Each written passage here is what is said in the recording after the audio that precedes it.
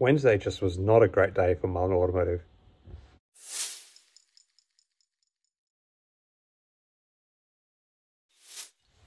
Hi again, everyone. Hope you're all doing really well. So obviously Wednesday we've had another sell-off in the stock, with the stock falling by 11 cents or 12% on the day. And we're seeing a little bit of a continued trend in the aftermarket with a further 2% shedded. Now, this was obviously partly spurred on by the fact that the broader market was down, and that seems to be a trend that when the market is down, Mullen's really down. When it's up, Mullen might go up. It's a tough one to digest if you're holding the stock long term, I guess. Now, yesterday was also, or Wednesday was the first day that shorts were allowed back in the stock, and there was a bit of shorting action occurring. Now, at the moment, the percentage of the float short has actually jumped from about 11% yesterday to 20% as of the most recent data on Fintel. And interestingly, we did definitely see some shorts return stocks in the day, because now at the end of the trading session, there is 450,000 shorts available to borrow. So, you know, there's been the moment the shorts were allowed back into the stock, there was like meaningfully back into the stock, there was definitely some action. Now, because the stock has fallen by more than 10%, that means that Mullen Automotive is actually back on the SEC's short sellers restricted list. So that means for tomorrow's trade, it will basically mean that shorts can't trade and profitably come out in the one day. They can't basically buy back their stock on the uptick. So that's kind of, again, this sort of action, while it's supposed to try and bring stability to the stock, it just definitely hasn't been doing it for Mullen Automotive.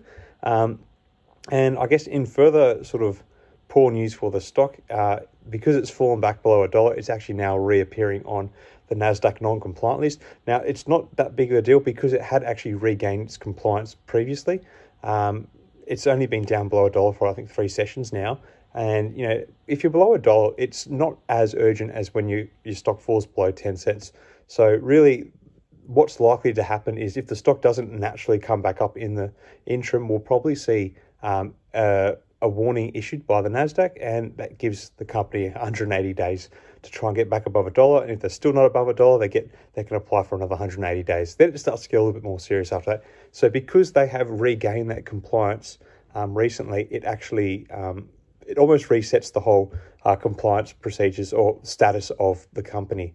So there is breathing room. So while it doesn't look good to see the stock back at 80 cents after that big reverse stock split, it does give some breathing room in terms of regaining compliance for the company. Now, interestingly, if you put it into before or pre-stock split terms, the stock is valued at under 2 cents per share, which is an all-time low for the company. So 80 cents right now does represent the all-time low that the stock has been at. Now, on the news front, we're still very much in the dark with what's going on with the company. We haven't heard any other major news come from the company that's going to bring any sort of material significance to the stock price. Lawrence Hodge is still gone to ground. He's lost in the desert in Saudi Arabia, it seems. Hopefully he's going to come through with something. He's promised that May is going to be a big month for Mullen. I'm sort of suggesting that some of the deals that he's looking to broker in the Middle East, presumably with the EMM technology through the MAEO LLC company that he's got in partnership with Mullen. But you know, we need something to like kind of get the stock going. We need something that shows that the company's going to start bringing in some meaningful cash flows, especially as they look to ramp up production. And we know that there's going to be more severe cash burn going forward. Yeah, so another tough day for Mullen, it seems. But I guess as shareholders, you're probably used to this.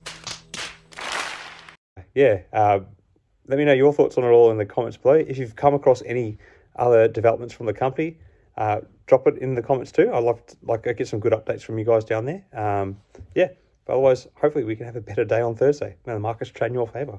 Cheers.